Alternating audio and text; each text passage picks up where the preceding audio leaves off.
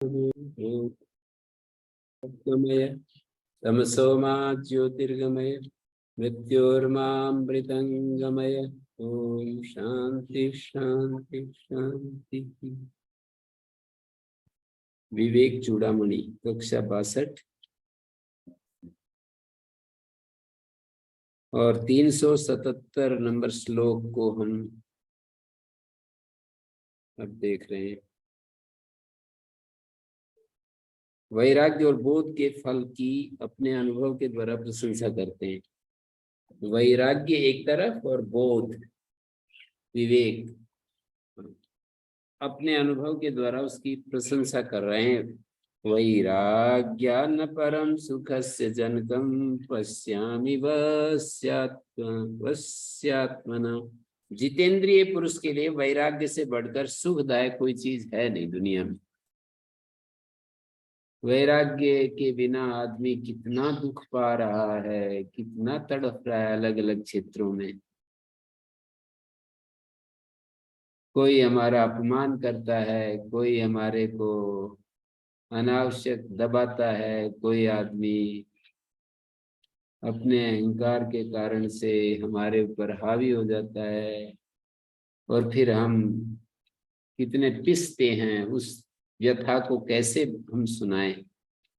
हम लोग जब दुखी हों तो पूरे यदि दुखी हो जाएं तो आगे के लिए दुख का रास्ता बंद हो सकता है।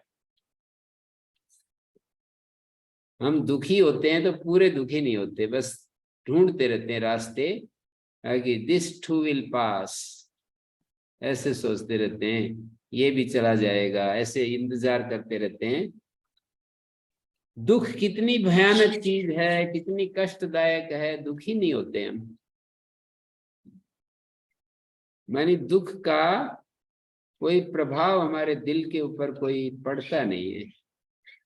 दुखी तो होते हैं पर बस कितना भी बड़ा दुख आ जाए हमको दुख होता ही नहीं है। आगे आगे के लिए रास्ता बंद कर दें कि अब मैं कभी दुखी नहीं होऊंगा,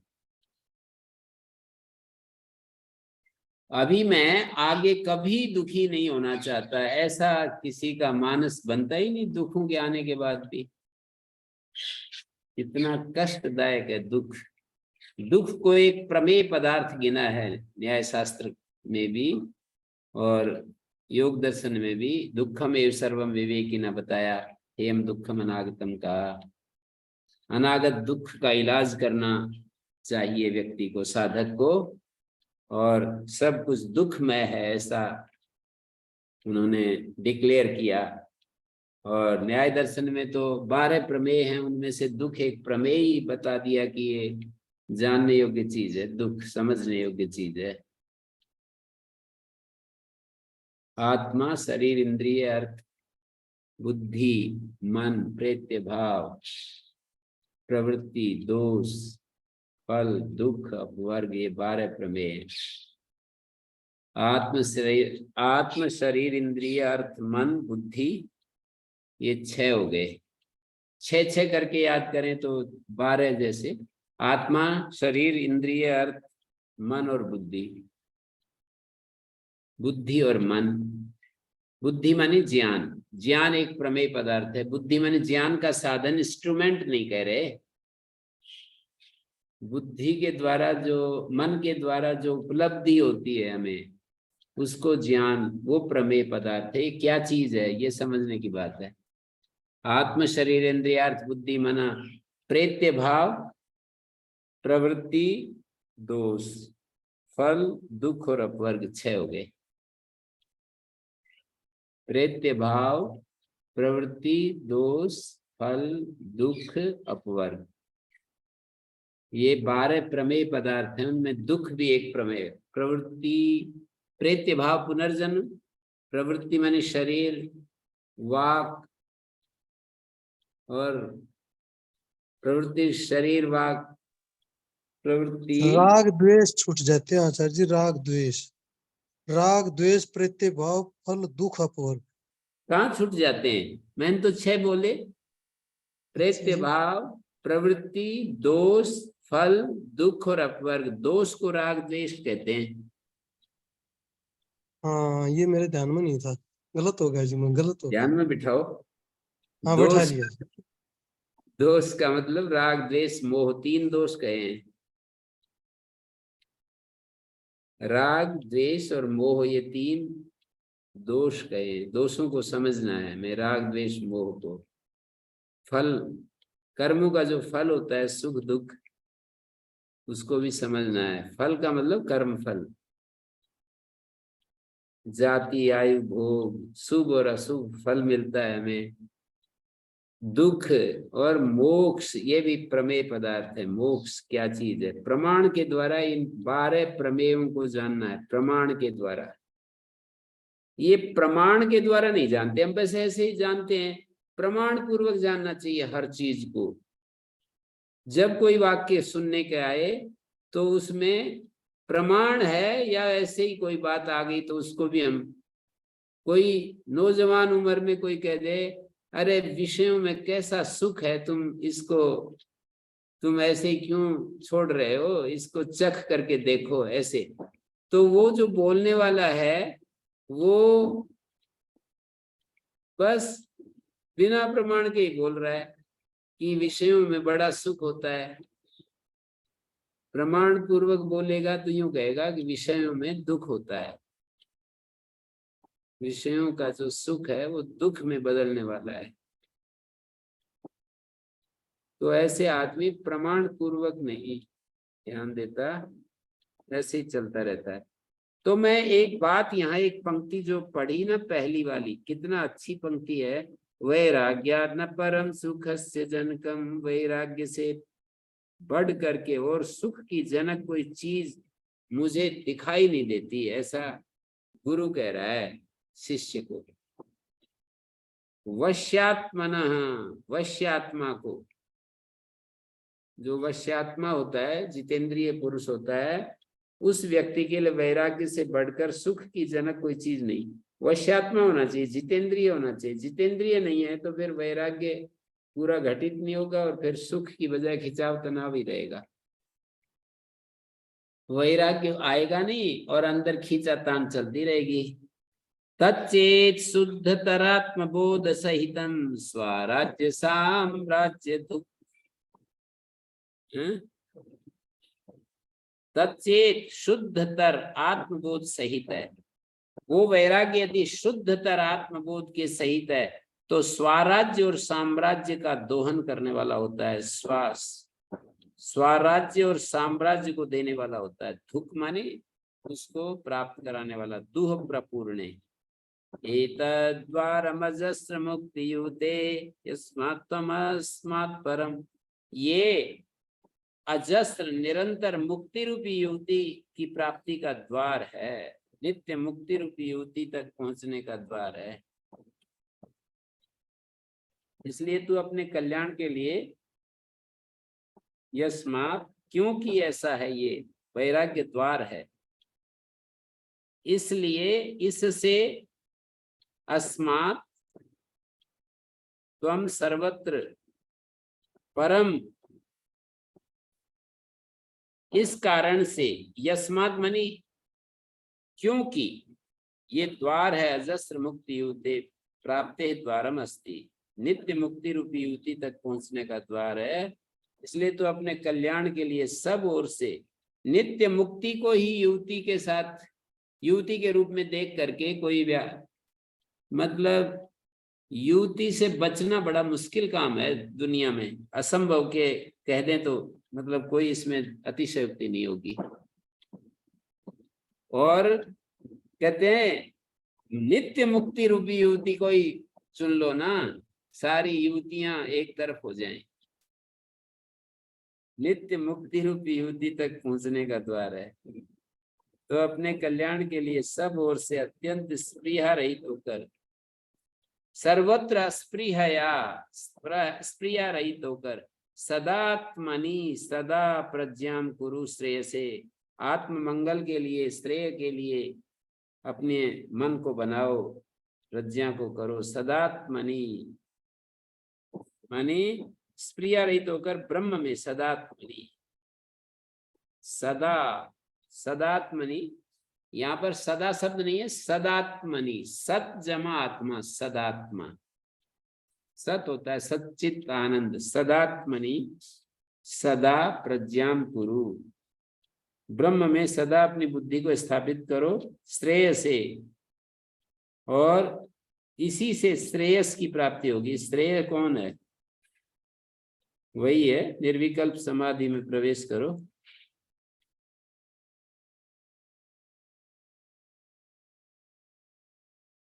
अत्यंत वैराग्यवतः समाधि, ये भी एक वचन मिलता है, और वैराग्य से फलम बोध है, ये भी मिलता है, वैराग्य का फल ही बोध है। तो विषयों में प्रीति को छोड़कर अत्यंत निरीह होकर सत्स्वरूप जो ब्रह्म है उसमें जो है मन लगा लो।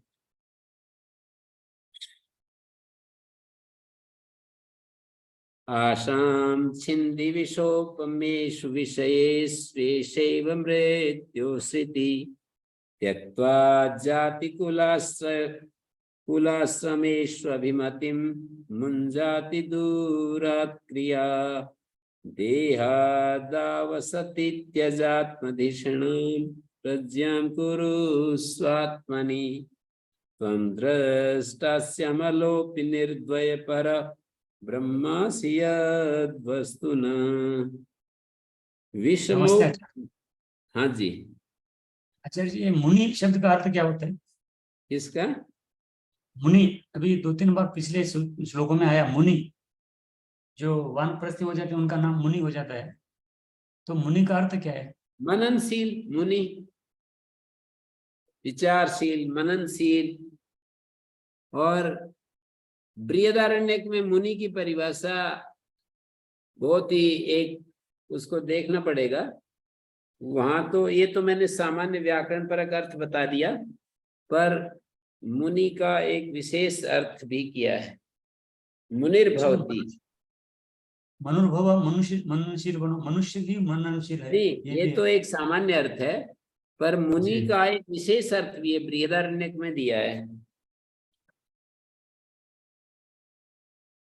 बृहदारण्यक में मुनि शब्द का एक विशेष अर्थ दिया है, वो एकदम तो मिलना बड़ा मुश्किल है। वो मुनि होता है मौनम च अमौनम च, मौन और अमौन को त्याग करके वो फिर ये हो जाता है। इस तरह से मौन और अमौन, इन दोनों को भी छोड़ करके ये होता है, वो होता है, इस तरह से ये आ गया। देखिए 3रे अध्याय के 5वें मंत्र में, 5वें ब्राह्मण में है, बहुत ही सुंदर है। यहाँ पर संन्यास सहित आत्मज्ञान का वर्णन है। आपने पूछा तो बता देते हैं।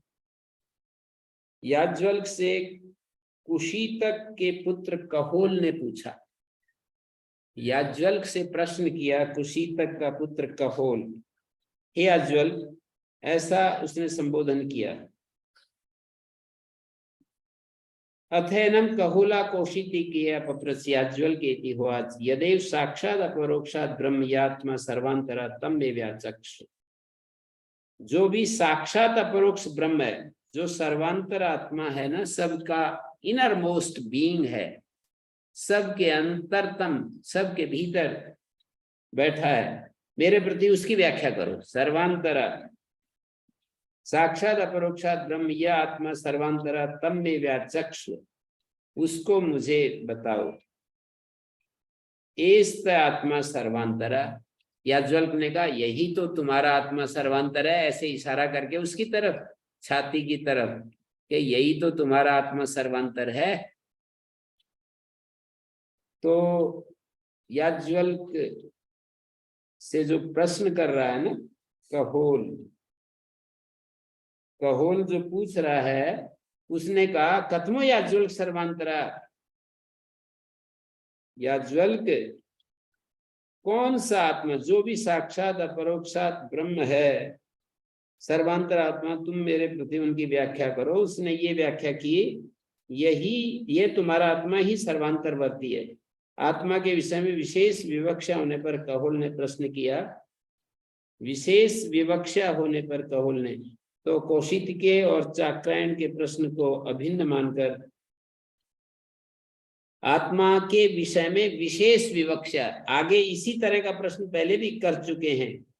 चाक्रायण का प्रश्न पहले वाले उसमें आया, माने उन्होंने पूछा, स हुआ उशस्त चाक्रायण ने पूछा, यथा, ये क्या पूछा उसने?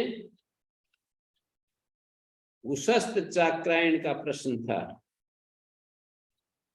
अथेनम उशस्त चाक्रायण पप्रच्छ यत् साक्षात अपरोक्षात ब्रह्म या आत्मा सर्वांतर तम्मे व्याचक्ष। जो ब्रह्म साक्षात अपरोक्ष है उस आत्मा के बारे में मुझे बताओ। एस्त आत्मा सर्वांतरा, और उसी शैली में उत्तर दे दिया, जो सबका सर्वांतर आत्मा है। तो बोले उसको बताओ ना, कथमो याज्वल सर्वांतरा या प्राणेन प्राणीति। ये सामान्य प्रश्न था और सामान्य उत्तर दे दिया कि जो जिसके सहारे प्राण अपना काम करता है, यह प्राणेन प्राणीति, प्राण के द्वारा प्राणन क्रिया कर रहा है। सत आत्मा सर्वांतरा यो अपानेन अपानीति, सत आत्मा सर्वांतरा यो व्यानेन व्यानीति, व्यान के द्वारा व्यान क्रिया कर रहा है वो।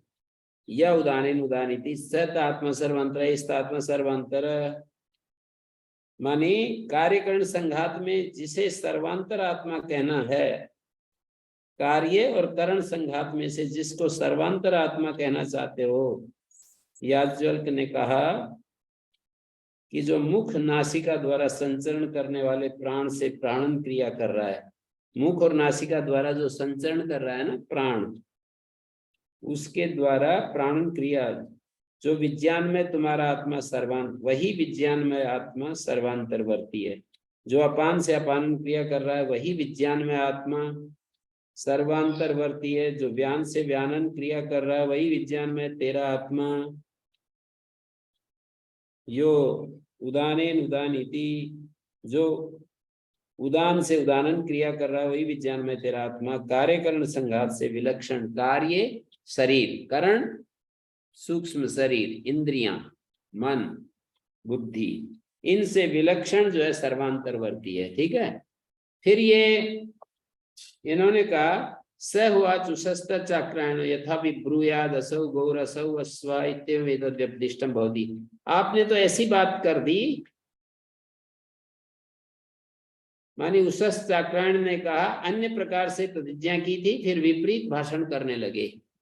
आपने कहा था कि मैं अच्छे से सब चीजों को बताऊंगा, और आपने ऐसे उत्तर दे दिया कि जो माने जो चले, आपने ऐसा उत्तर दिया, जो दौड़ने वाला वो होता है वो घोड़ा होता है, चलने वाली होती है वो गाय होती है। ऐसा उत्तर दे दिया आपने। गाय और घोड़े में बिल्कुल एकदम सटीक फर्क करने वाली चीज नहीं बताई। साक्षात अपरोक्षात ब्रह्म वो आत्मा होता है जो साक्षात अपरोक्ष ब्रह्म है। ये आपने अपनी बात कही, ये तो ठीक थी, लेकिन मैंने कहा कि इसका बताओ व्याख्यान करके, तो आप कहने लगे एस्त आत्मा सर्वांतरा या प्राणेन प्राणीति या पानेन अपानीति, जो इन क्रियाओं से करता है वो सर्वांतर आत्मा है। मानी गायों के लोभ में ब्रह्मवेत्ता होने के दावे को छोड़कर जो साक्षात अपरोक्ष ब्रह्म है, जो सर्वांतर आत्मा है, उसको मेरे प्रति बतलाओ। आप ये ऐसा ऊपर ऊपर सतही उत्तर मत दो कि जो चले वो गाय, जो दौड़े वो घोड़ा। ऐसे ही आत्मा वो है जो प्राण से प्राणन क्रिया करे और व्यान से व्यानन क्रिया करे, समान से समानन क्रिया करे, उदान से उदानन क्रिया करे। आप ठीक बिल्कुल बताओ। तो इन्होंने कहा, न दृष्टे दृष्टारम पश्ये, न श्रुते श्रोतारम शृणुया, न मते मंतारम मनवीथा, न विज्ञाते विज्ञातारम विजानिया। एस्त आत्मा सर्वांतरो अतो अन्यदार्थम। वो सर्वांतर कौन सा है ये बताओ मुझे। ये तुम्हारा आत्मा ही सर्वांतरवर्ती है, अपरोक्ष ब्रह्म है। तुम्हारा आत्मा सर्वांतरवर्ती है, सबका इनरमोस्ट बीइंग है।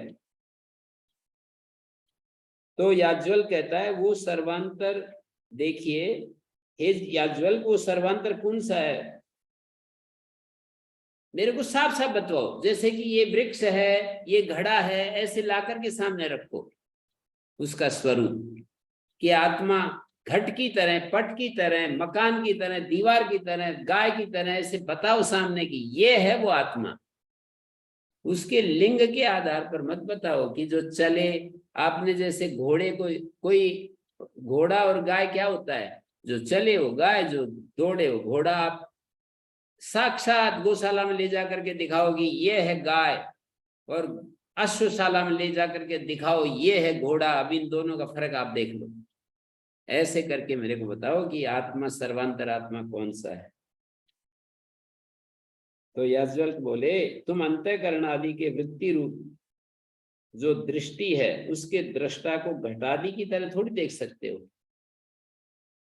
न दृष्टि दृष्टारम पश्ये, मानी जो अंतःकरण के, अंतःकरण आदि की वृत्ति रूप जो दृष्टि है ना, अंतःकरण की वृत्ति रूप जो दृष्टि बनती है, उस दृष्टि का भी जो दृष्टा है, उस दृष्टि का भी जो साक्षी है, अंतःकरण आदि की जो दृष्टि, अंतःकरण से युक्त, मन से संयुक्त होकर के, आंख से संयुक्त होकर के जो एक हमारी दृष्टि बनती है, या अंतःकरण से युक्त हमारा मन कुछ विचार करता है या बुद्धि कुछ देखती है और उसमें एक वृत्ति बनती है, उस वृत्ति का भी जो साक्षी है उसको हम घटपट आदि की तरह कैसे दिखा सकते हैं कि ये रहा आत्मा, देख लो। ये कागज सामने ला करके दिखा दिया, ऐसे आत्मा को कैसे दिखा सकते हैं कि ये आत्मा है, इसको देख लो। जो दृष्टि का भी साक्षी है, मनन करने वाला जो मन है उसका भी जो साक्षी है, उसके भी मूल में है, जो बुद्धि का भी साक्षी है, न दृष्टे दृष्टारम पश्ये न श्रुते श्रोतारम, जो श्रवणेन्द्रिय का भी श्रोता है, मति का मनता, विज्ञाति का विज्ञाता, तो उसको हम कैसे दिखा सकते हैं। मति के मनता का मनन नहीं कर सकते। मति का भी जो साक्षी है, मनता है ना, जानने वाला, उसका मनन नहीं किया जा सकता। मति का जो मनता है, मनता के कारण ही मति अपना काम करती है, बस। उस दृष्टा के कारण दृष्टि अपना काम करती है, बस। दृष्टि से उसको नहीं देख सकते घटपट आदि की तरह। दृष्टा के कारण दृष्टि काम करती है, मनता के कारण मति, हमारा मन काम करता है, विज्ञाता के कारण हमारी तर्कणा शक्ति, बुद्धि शक्ति काम करती है। तो हम मति के मनता को मनन नहीं कर सकते। बुद्धि वृत्ति रूप जो विज्ञप्ति है, उसके विज्ञाता को हम ऐसे जान नहीं सकते हैं। केवल ऐसे ही समझना पड़ेगा कि बुद्धि जिसके साक्षिता में विचार कर रही है, तो ये तुम्हारा आत्मा सर्वांतर है, ऐसे बताया। न दृष्टे दृष्टारम पश्ये न श्रुते श्रोतारम शृणुयात् न मते मंतारम मन्वीथा। अब ये दूसरा कौशिकी के का भी ऐसे ही प्रश्न है कि ये जो साक्षात अपरोक्षात ब्रह्म है उसके बारे में मुझे बताओ। तो ये पहले वाला प्रश्न उशस्त चाक्रायण का सामान्य प्रश्न था, ये इसका विशेष प्रश्न है। जो कौशिक के कहोल का प्रश्न है, विशेष प्रश्न है, तो इसलिए दोबारा पूछ लिया कि जो साक्षात अपरोक्ष ब्रह्म है ना, उसके बारे में मुझे बताओ। तो कतमो याज्वल्क सर्वांतर, उन्होंने कहा कौन सा सर्वांतर आत्मा है याज्वल्क, मुझे बताओ। यो स्नाय पिपासे शोकम मोहम जरा मृत्युम अत्येति। तो याज्वल्क ने कहा कि जो 6 ऊर्मियों से बिल्कुल अलग रहता है। भूख प्यास 2 ऊर्मी है, शोक मोह 2 ऊर्मी है, जरा मृत्यु ये भी 2 ऊर्मी है। भूख प्यास ये भूख और प्यास,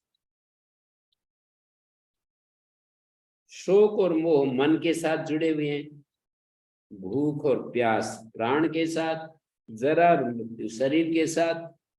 इन 6 उर्मियों से जो रहित है वो आत्मा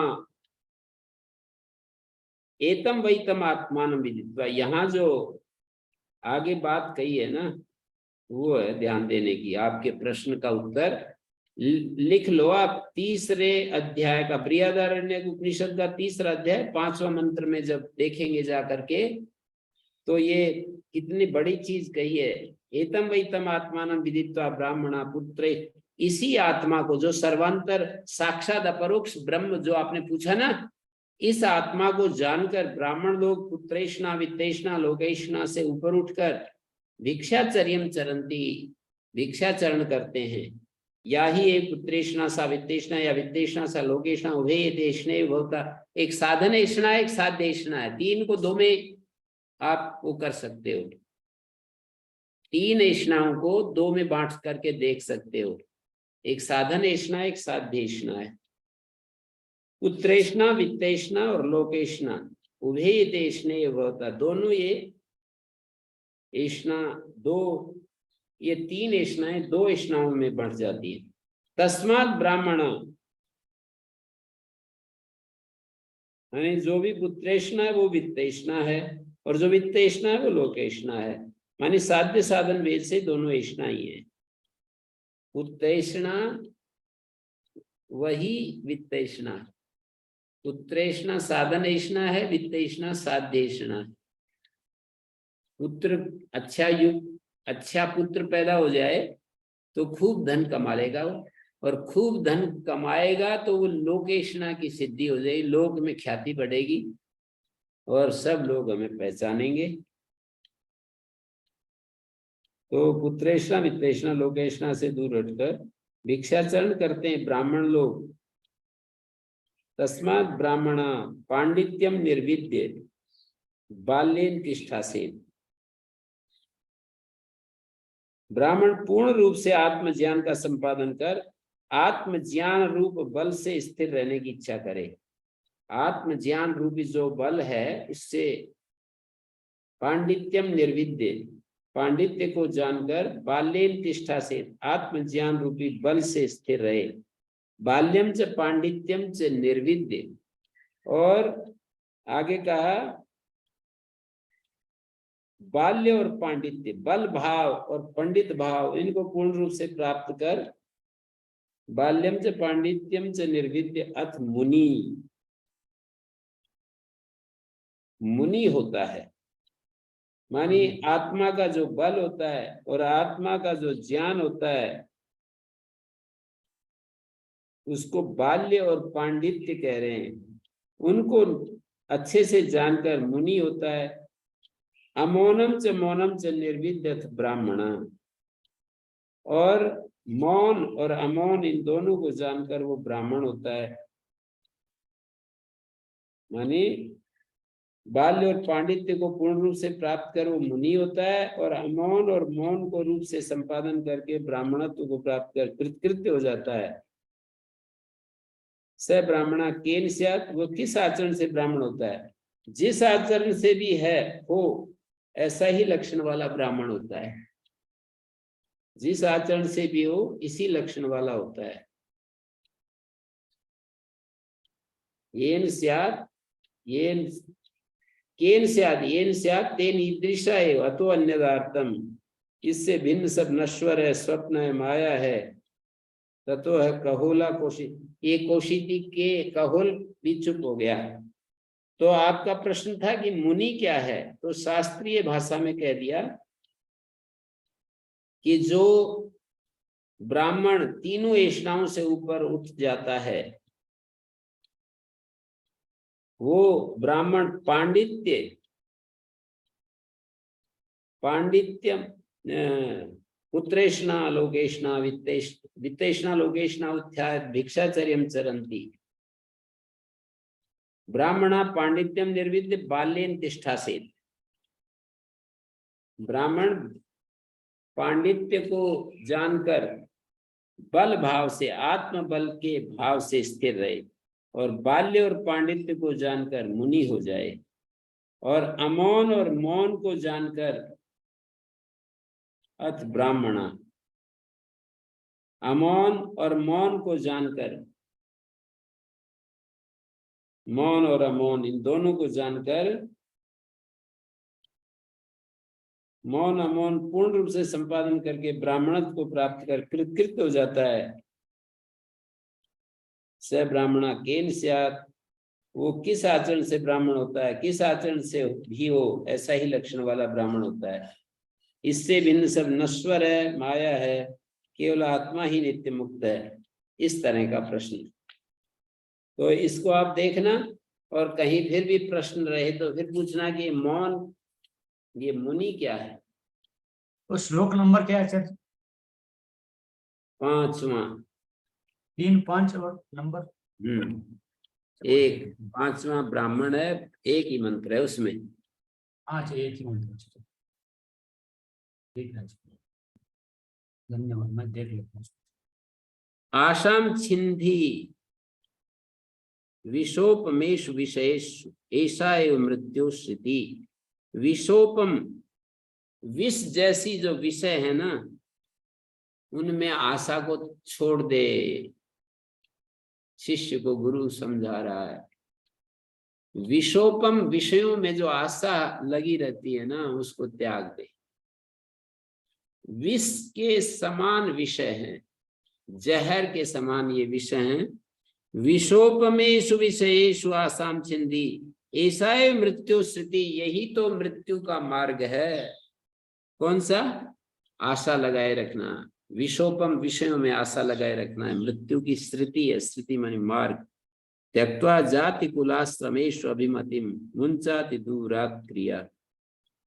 और जाति कुल आश्रमेषु अभिमतिम त्यक्त्वा, अभिमान का त्याग करके। अभिमति मानी अभिमान, मैं इस जाति का हूं, मैं इस कुल का हूं, मैं इस आश्रम का हूं, सन्यासी हूं। बहुत सुना है मैंने सन्यासियों के मुख से कि हम सन्यासी हैं। वो क्या, वो गृहस्थी है, हम सन्यासी हैं, ऐसे अभिमान बता रहा हूं। सन्यास का भी अभिमान कर रहे हैं।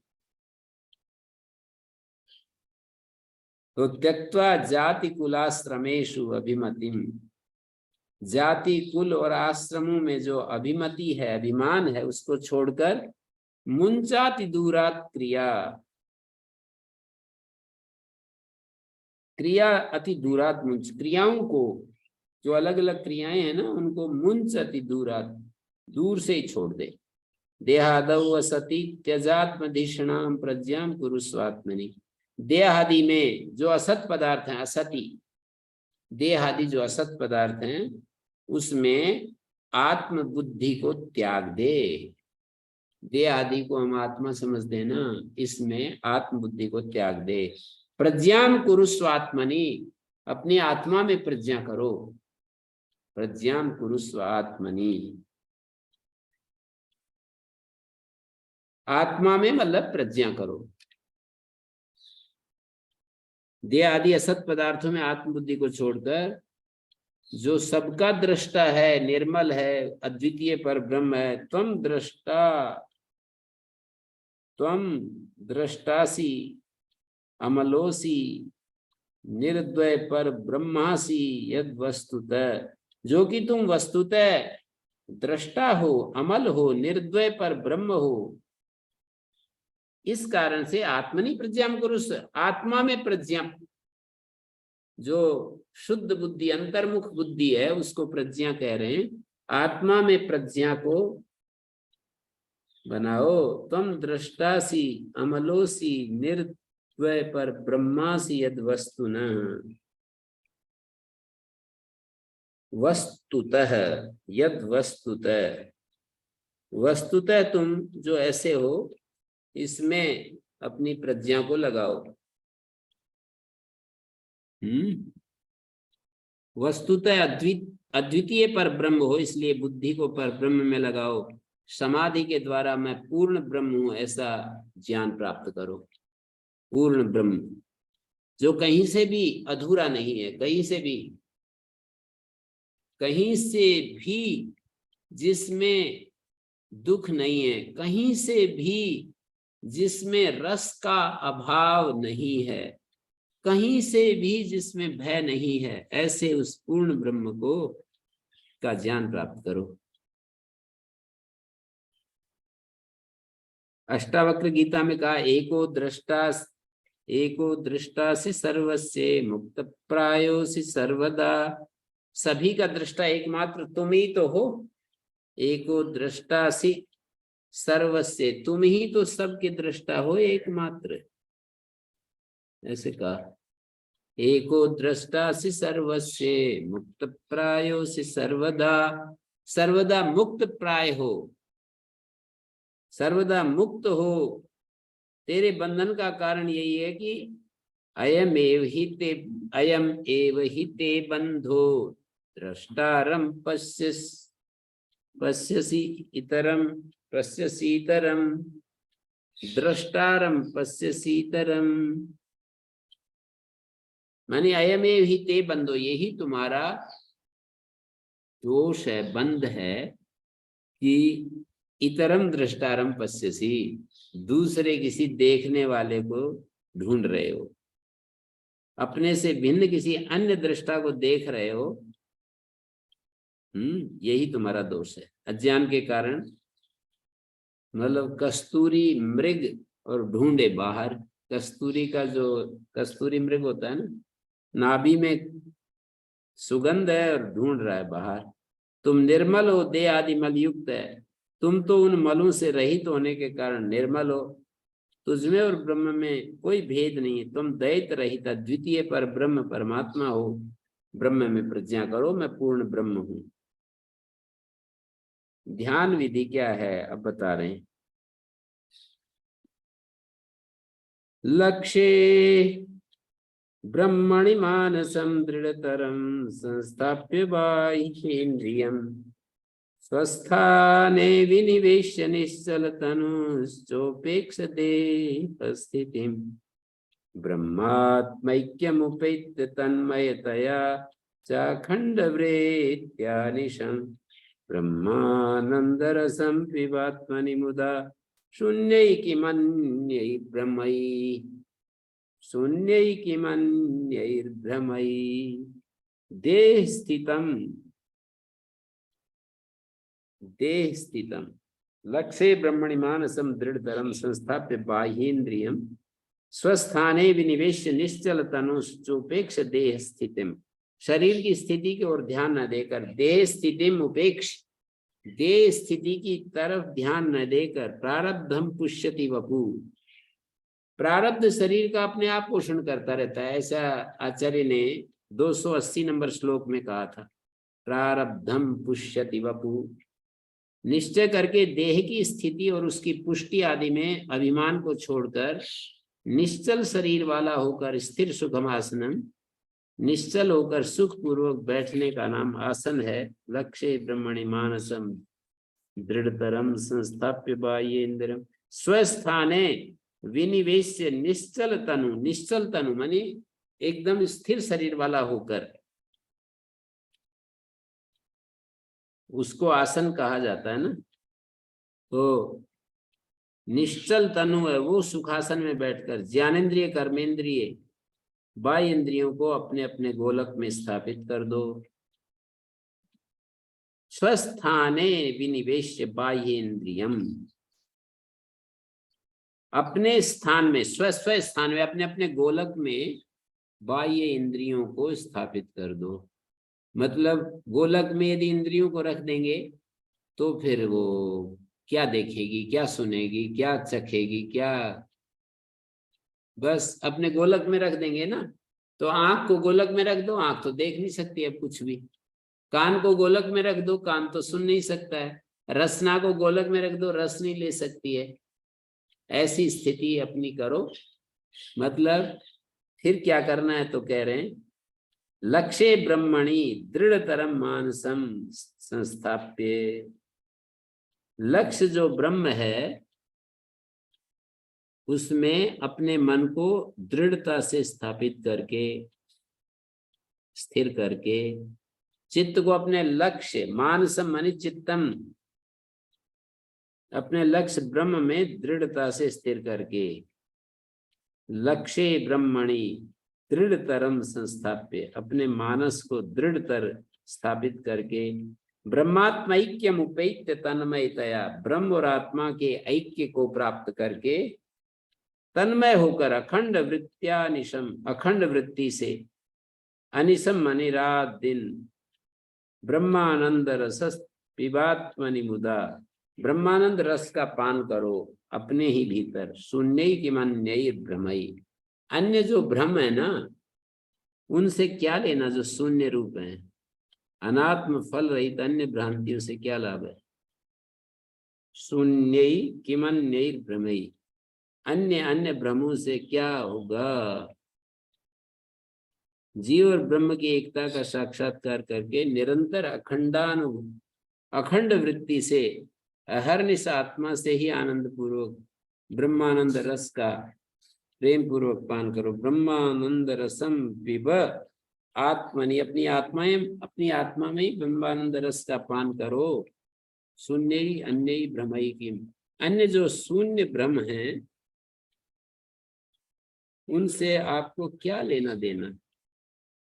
मानी अनात्म, अन्य मानी फल रहित अन्य भ्रांतियों से क्या लाभ है। कैवल्योपनिषद में भी बहुत ही अच्छा इसको दिखाया है। विविक्त देशे च सुखासनस्थ शुचि समग्रीव शिरः शरीर। विविक्त देश में सुखासन पर बैठकर शुचि पवित्र होकर, समग्रीव शिरः, ग्रीवा और सिर ये एक समता में रखकर, ग्रीवा और सिर को एक समता में रखकर, समग्रीवा और सिर है जिसका ऐसा शरीर, अत्याश्रमस्थ सन्यासी होकर, अत्याश्रम माने सन्यासी होकर, सकल इंद्रियाणि निरुद्ध, सारी इंद्रियों को निरोध करके, भक्त्या स्वगुरुम प्रणम्य, भक्ति पूर्वक अपने गुरु को प्रणाम करके, हृदय पुंडरीकम विरजम विशुद्धम, हृदय पुंडरीक, हृदय पुंडरीकम विरजम विशुद्धम, हृदय कमल में स्थित विरज विशुद्ध आत्मा का चिंतन करता हुआ, विरज विशुद्ध आत्मा का चिंतन करता हुआ, मध्य विशदम विशोकम, अचिंत्यम अव्यक्तम अनंत, अचिंत्यम अव्यक्तम अनंत मानी भक्ति पूर्वक अपने गुरु जी को प्रणाम करके, हृदय पुंडरीकम, हृदय कमल में स्थित विरज विशुद्ध आत्मा का चिंतन करते हुए, विचिंत मध्य विशदम विशोकम, शोक रहित, अचिंत्य, अचिंतम अव्यक्तम, अव्यक्त अनंत रूपम, और जो अनंत रूप है शिव, अचिंत्यम अव्यक्तम अव्यक्तम, अचिंत्यम अव्यक्तम अनंत रूपम,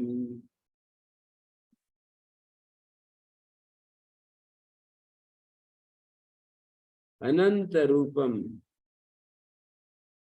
शिवम प्रशांतम अमृतम ब्रह्म योनिम, प्रशांत अमृत ब्रह्म योनि, तदादि मध्यांत विहीनमेकम आदि मध्यांत रहित एक विभु चिदानंद रूपम अद्भुतम, चिदानंद रूप अद्भुत, उमा सहायम परमेश्वरम, उमा बुद्धि ही सहाय है जिसका ऐसा परमेश्वर, त्रिलोचनम, तीन नेत्रों वाले, नीलकंठम प्रशांतम, प्रशांत है जो, ध्यात्वा मुनिर्गच्छति भूत योनिम, समस्त भूतों की योनि मानी कारण, समस्त भूतों की कारण जो ब्रह्म है उसको प्राप्त हो जाता है। समस्त समस्त साक्षी तमसः परस्तात्, सबका जो साक्षी अंधकार से जो परे है, जो लक्ष्य ब्रह्म है उसमें अपने मन को दृढ़ता पूर्वक स्थापित करो, और अन्य जो भ्रम है, अनात्म विषय भ्रम है, यथार्थ ज्ञान से क्या लेना देना। पुनः आत्मनिष्ठा का उपदेश दे रहे हैं गुरुदेव। अनात्म चिंतनम त्यक्त्वा कश्मलम दुख कारणम चिंतयात्मानम आनंद रूपम यन्मुक्ति कारणम। अनात्म चिंतन मलिन और दुख का हेतु, कश्मलम का मतलब, कश्मल का मतलब मलिन, और दुख का हेतु जो अनात्म चिंतन है। अनात्म चिंतन कश्मल है, मलिन है, दुख का हेतु है, उसका त्याग करके चिंतय आत्मानम आनंद रूपम, मुक्ति का कारण ऐसे आनंद स्वरूप आत्मा का चिंतन करो। यन मुक्ति कारणम चिंतय आत्मानम आनंद रूपम, चिंतय आत्मानम आनंद रूपम यन मुक्ति कारणम, जो मुक्ति का कारण है आनंद रूप, उसका चिंतन करो।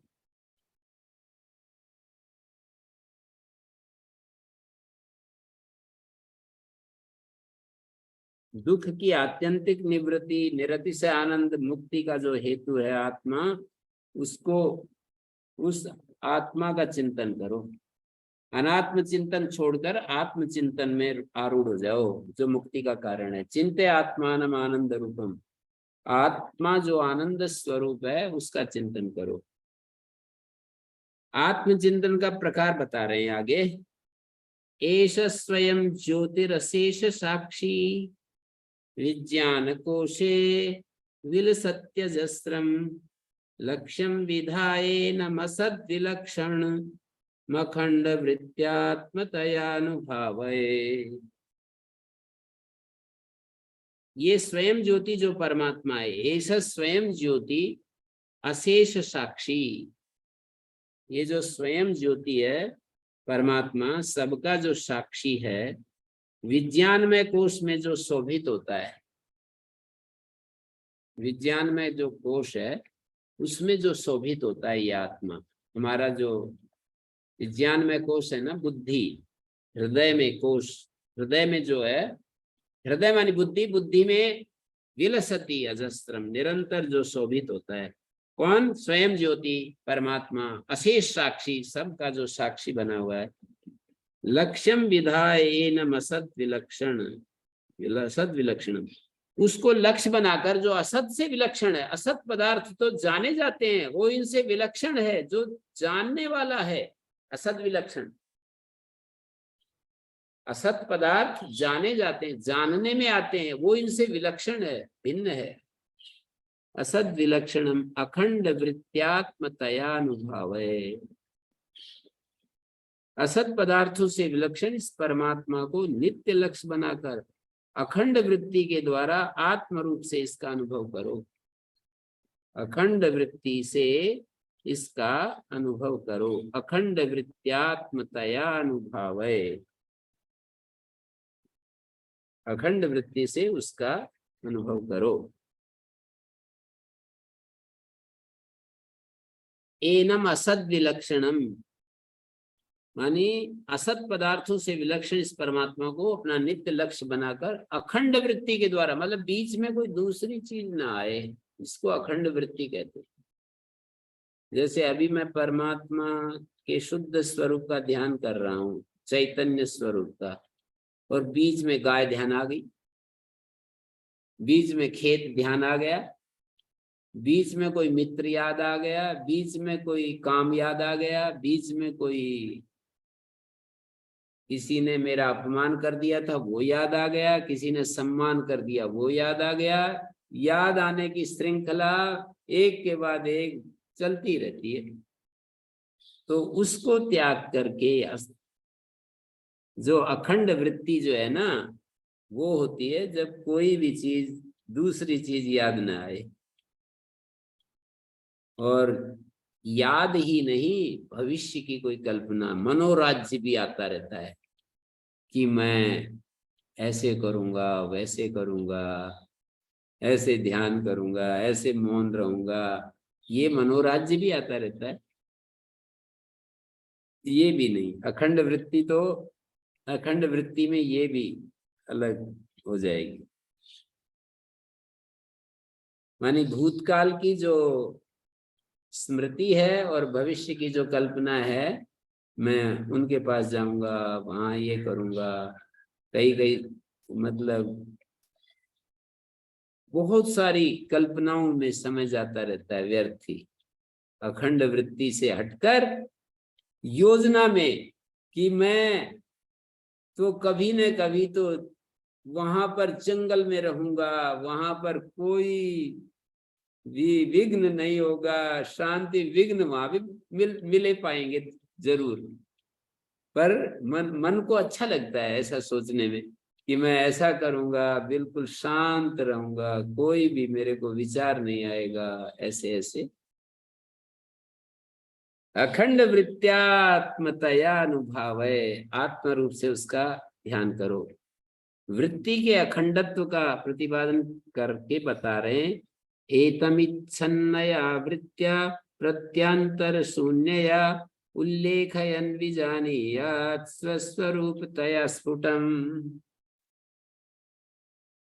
अन्य प्रत्ययों से रहित अखंड वृत्ति, एतम अच्छिन्नया वृत्त्या, अच्छिन्न वृत्ति मतलब टूटने वाली वृत्ति नहीं, अच्छिन्न सतत चलने वाली वृत्ति, प्रत्यांतर शून्यया, दूसरे प्रत्यय से शून्य, दूसरी प्रतीति से शून्य, अन्य प्रत्ययों से रहित जो अखंड वृत्ति है उसके द्वारा अच्छिन्न वृत्ति, वही अखंड वृत्ति, उल्लेखयन् विजानीयात्, उस परमात्मा को विषय, परमात्मा को उल्लेखयन् विजानीयात् स्वस्वरूपतया स्फुटम्, अपने आत्म स्वरूप स्पष्ट उल्लेखयन्,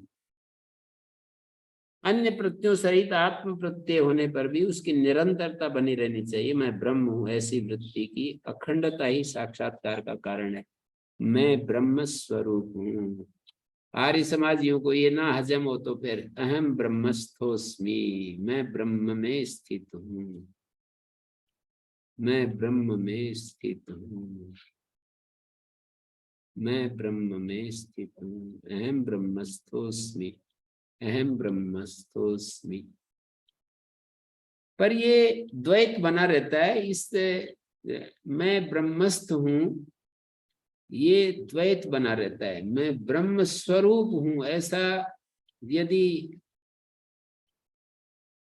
सिद्धांत में मान लो कि मैं ब्रह्म में स्थित हूं, पर व्यवहार में तो हमें ऐसी स्थिति पैदा करनी पड़ेगी कि मैं ब्रह्म स्वरूप हूं। मतलब वहां मैं और ब्रह्म दो चीज यदि बची हुई हैं तो हमारे को अभी दूर है, अभी उसका घर, ब्रह्म का घर दूर है। तो आचार्य शंकर तो आत्मा का एकत्व तो बता ही देते हैं, वहां पर भी ब्रह्मस्थ बताते हैं। तो ब्रह्मस्थ होने में भी व्यवहार प्रैक्टिकली उसमें द्वैत तो रहता नहीं। मैं तो बहुत एक बात कहता रहता हूं कि आचार्य शंकर व्यवहारतः द्वैत की बात करते हैं और अद्वैत सिद्धांत को प्रस्तुत करते हैं। स्वामी दयानंद द्वैत दर्शन की बात करते हैं, व्यवहार में अद्वैत मतलब व्यवहार का मतलब ध्यान आदि के समय अद्वैत की बात करते हैं। ध्यान के समय अद्वैत स्थिति की बात कर रहे हैं, और जब व्यवहार में बातचीत चलती है, शास्त्र पढ़ते हैं, तो वहां कहेंगे कि आत्मा अलग है, परमात्मा अलग है, ईश्वर अलग है। लेकिन ध्यान करते समय वो पूर्णतः द्वैत की स्थिति को स्वीकार करते हैं। तो एतम अच्छिन्नया वृत्त्या, मन सब विषयों में आसक्त होता है तो विजातीय प्रत्ययों के कारण आत्म स्वरूप से विमुख रहता है। आत्मा से अतिरिक्त जो प्रत्यय होते हैं उसको विजातीय प्रत्यय कहते हैं। तो अन्य प्रत्ययों से रहित माने विजातीय प्रत्ययों के तिरस्कार करके जो विजातीय प्रत्यय हैं उनको हटाकर अखंड वृत्ति के द्वारा अच्छिन्न या प्रत्यांतर शून्य है, प्रत्यांतर से जो शून्य है, वायुरत स्थान में रखे दीपक की ज्वाला की तरह। उल्लेखयन विजानीयात, इस आत्मा को, ब्रह्म को विषयी करते हुए, इस आत्मा को माने ब्रह्म को विषयी करते हुए, माने ब्रह्म को लक्ष्य करके, ब्रह्म को लक्ष्य करके उसे अपने आत्म रूप से स्पष्ट जाने, साक्षात करे, अपने आत्म के रूप में स्पष्ट जाने। माने अन्य प्रत्ययों से मिश्रित होने के कारण आत्मज्ञान प्राप्त नहीं होता है, बस इतनी दिक्कत है। तो उल्लेख है उखाड़ते हुए, ऐसा अर्थ होगा।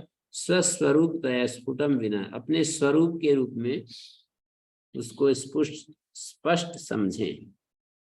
अहंकार आदि में आत्मबुद्धि का त्याग करके ब्रह्म में ही आत्मबुद्धि करने का उपदेश करते हैं।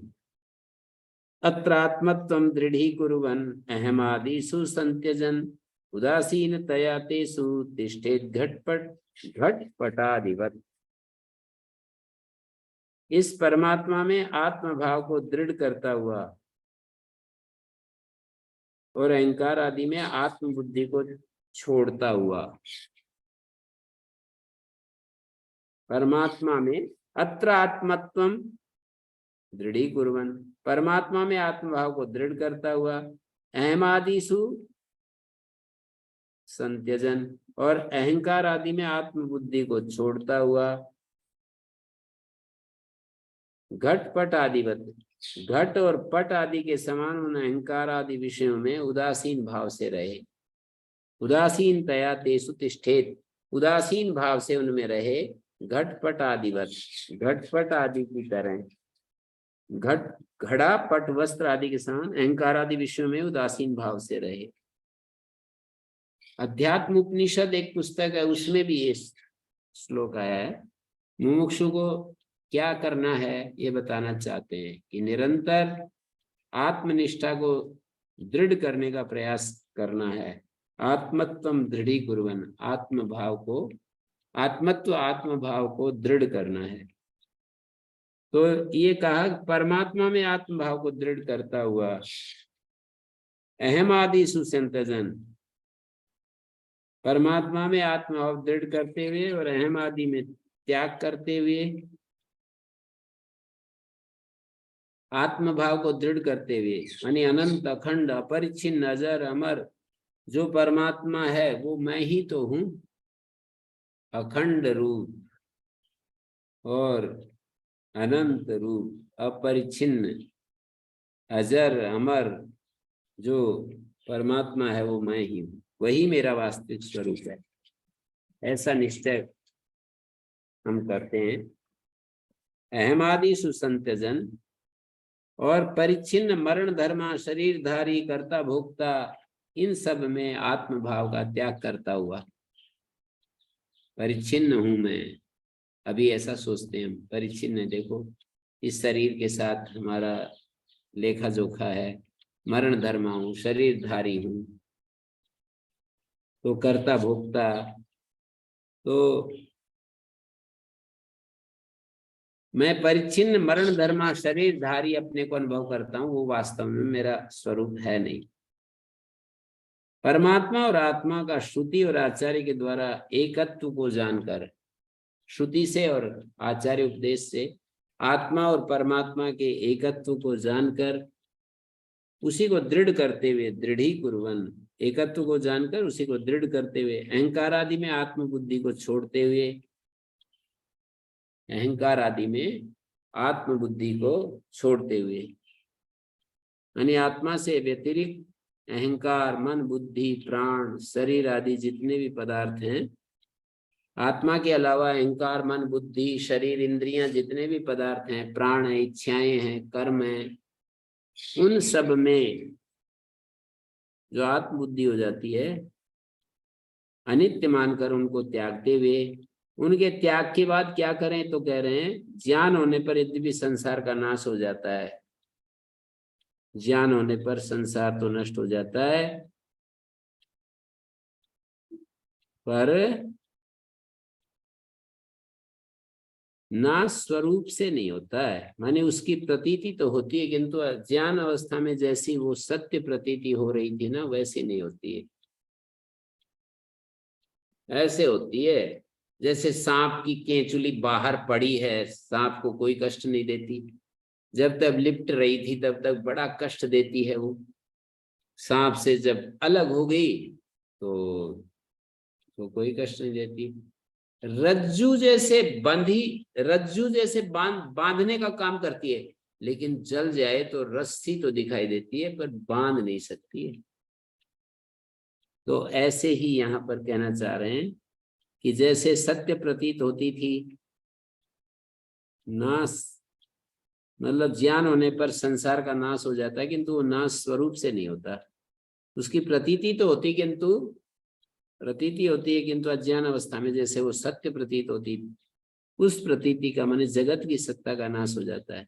यदि शरीर की स्थिति पर्यंत जब कभी भी उनकी प्रतीति हो तो उससे उदासीन रहे।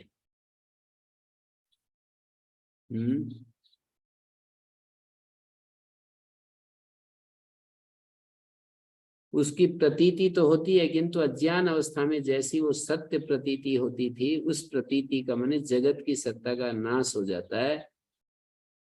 जगत की सत्ता का नाश हो जाता है। तो यदि शरीर की स्थिति पर्यंत जब कभी भी उनकी प्रतीति हो तो उदासीनतया, बस इतना ही करना है।